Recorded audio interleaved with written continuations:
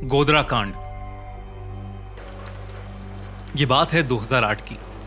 बारिश का मौसम था और रात का समय था। अहमदाबाद के एक छोटे से अपार्टमेंट में एक नौजवान जर्नलिस्ट आदित्य शर्मा अपने डेस्क पर बैठे अपने पुराने नोट्स को देख रहा था। आदित्य बस एक ऐसे केस की तलाश में था जो उसका नाम मशहूर कर दे। लेकिन उस रात एक अनजान मेहमान उसकी जिंदगी पलटने वाला था। जब वो अपने नोट्स को पढ़ रहा था तब अचानक से उसके दरवाजे की घंटी बजी। दरवाजे पर एक बूढ़ा सा आदमी खड़ा था। आदित्य ने उससे पूछा कि वो कौन है, तो वो आदित्य के कदमों में गिरकर फूट फूट के रोने लगा। उसने कहा कि क्या आप मुझे इंसाफ दिला सकते हैं? आदित्य को कुछ समझ नहीं आया। आदित्य ने उस बूढ़े आदमी को अंदर बुलाया और उसके लिए पानी लेने किचन में गया। पर जब तक वो वापस आया वो बूढ़ा आदमी वहां से जा चुका था। बस टेबल पर एक लेटर और एक फोटो पड़ी थी। फोटो किसी बूढ़ी औरत की थी। लेकिन जब आदित्य ने फोटो के बगल में पड़े उस लेटर को देखा तो उसके रोंगटे खड़े हो गए। उस लेटर में लिखा था कि वो फोटो वाली औरत उस बूढ़े आदमी की पत्नी थी और वो गोधरा कांड में जलकर मर गई थी। उस लेटर में उस आदमी ने आदित्य से उसकी पत्नी के कातिल को ढूंढ के उसे इंसाफ दिलाने की रिक्वेस्ट की। पर क्या था गोधरा कांड? ये कहानी उस दिन की है जब एक आम ट्रेन का सफर मौत का सफर बन गया। एक ऐसी भयानक घटना जो शुरू हुई एक आम सफर से लेकिन खत्म हुई कई लोगों की जिंदगी की तबाही के साथ। और उसके बाद गुजरात में कुछ ऐसा हुआ जो कभी किसी ने नहीं सोचा था। ये कहानी है गोधरा कांड की, 27 फरवरी 2002 के उस काले दिन की जिसने गुजरात को आग में जलाकर राख कर दिया था। साबरमती एक्सप्रेस मुजफ्फरपुर से अहमदाबाद जा रही थी। ट्रेन के 2 डब्बे ऐसे थे जिसमें अंदर के पैसेंजर्स ज्यादातर कार सेवक थे और वो कार सेवक अयोध्या में हुए एक धार्मिक इवेंट से वापस लौट रहे थे। ट्रेन के अंदर शांति थी लेकिन गुजरात के आसमान में एक तूफान उमड़ रहा था, क्योंकि ये वही दौर था जब अयोध्या में मंदिर और बाबरी मस्जिद के बीच एक झगड़ा चल रहा था। साबरमती एक्सप्रेस उस दिन लगभग 4 घंटे लेट चल रही थी और सुबह के 7:43 पर गोधरा में साबरमती एक्सप्रेस प्लेटफॉर्म पर पहुंची। उसका इंजन धुआं उगल रहा था और पूरी ट्रेन इतनी भरी हुई थी कि शायद किसी भी एक्स्ट्रा इंसान के बैठने की जगह भी नहीं थी। जैसे ही ट्रेन ने स्टेशन छोड़ा कुछ अजीब सा होने लगा। किसी ने अचानक से इमरजेंसी चेन खींच दी। चेन खींचते ही ट्रेन रुक गई। रिपोर्ट्स के मुताबिक चेन बार बार खींची गई थी। कुछ ही पल बाद वहां एक भीड़ जमा होने लगी। हवा में एक अजीब सी टेंशन थी और फिर कुछ लोग ट्रेन की तरफ आगे बढ़ने लगे। अचानक पत्थरबाजी शुरू हो गई। पत्थर ट्रेन की खिड़कियों से टकरा रहे थे और शीशे तोड़कर अंदर के पैसेंजर्स को घायल कर रहे थे। कोच S5 और S6 जो कार सेवकों से भरे थे एक डायरेक्ट टारगेट बन गए थे। अंदर पैसेंजर्स पैनिक में आकर खिड़कियां बंद कर रहे थे, चीख रहे थे। लेकिन तब तक कुछ लोग कोच के अंदर घुस चुके थे। एक पेट्रोल का कंटेनर कोच के अंदर फेंका गया और फिर एक चिंगारी ने उस पेट्रोल को आग बना दिया। आग की लपटें इतनी ज्यादा तेज हो गईं कि बस हवा में लोगों की चीखें सुनाई दे रही थीं।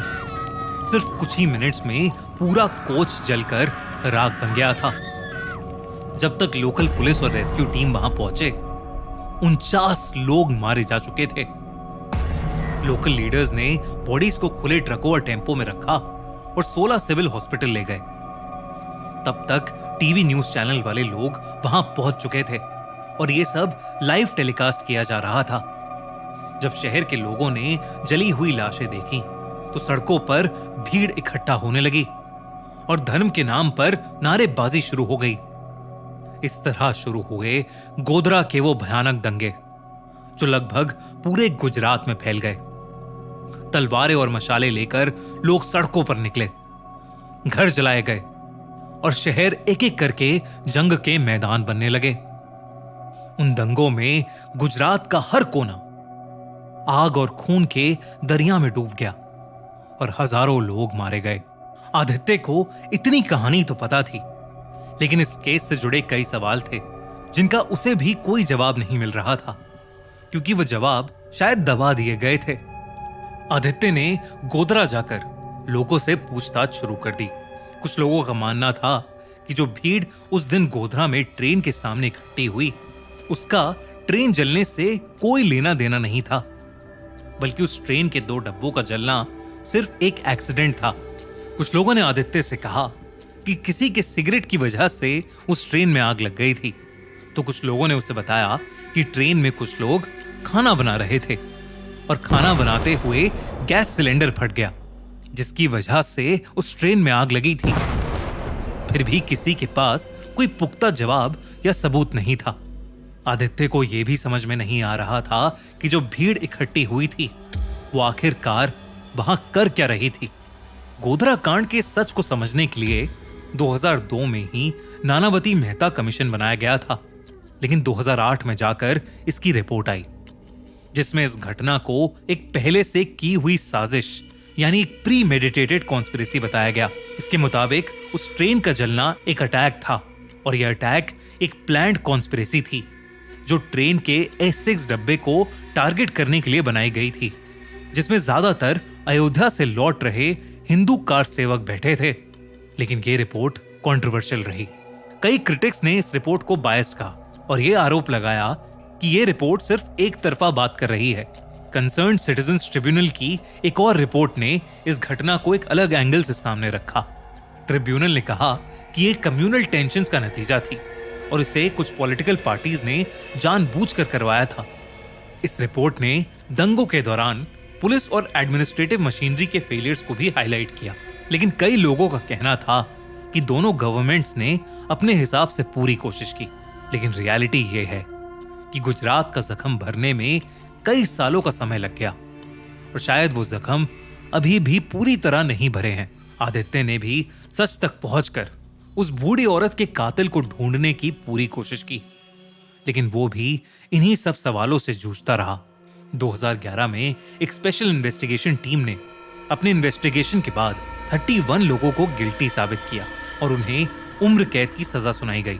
स्पेशल इन्वेस्टिगेशन टीम की फाइंडिंग्स ने गोधरा के कुछ पहलुओं को क्लैरिफाई किया, लेकिन सवालों का सिलसिला कभी खत्म नहीं हुआ। गोधरा कांड सिर्फ एक ट्रेन का सफर नहीं था। इस घटना के पीछे के सच को समझना काफी मुश्किल है, लेकिन अगर आप इस घटना के सच को करीब से जानना चाहते हैं तो ZEE5 पर विक्रांत मासी की नई मूवी द साबरमती रिपोर्ट बिल्कुल भी मिस मत करना। साबरमती रिपोर्ट इसी गोधरा कांड के इन्वेस्टिगेशन के ऊपर बेस्ड है और फ्रैंकली एक आई ओपनर है। मूवी में एक हिंदी रिपोर्टर समर कुमार जब 2002 के गोधरा कांड को कवर करने जाता है तो उसे ऑन ग्राउंड कुछ अलग ही सच पता चलते हैं, जिसे उसका न्यूज चैनल दबा देता है और उसे नौकरी से निकाल देता है। लेकिन फिर कुछ साल बाद वो फिर से इस केस का सच जानने में लग जाता है। क्या समर कुमार सच जानने में कामयाब होगा? गोधरा कांड को अब 23 साल हो चुके हैं, लेकिन उसके ऊपर अब जाकर कोई मूवी बनी है जिसने इतने डिटेल में सब कुछ बताया है। तो जल्दी से जाओ और ZEE5 पर द साबरमती रिपोर्ट को चेकआउट करो।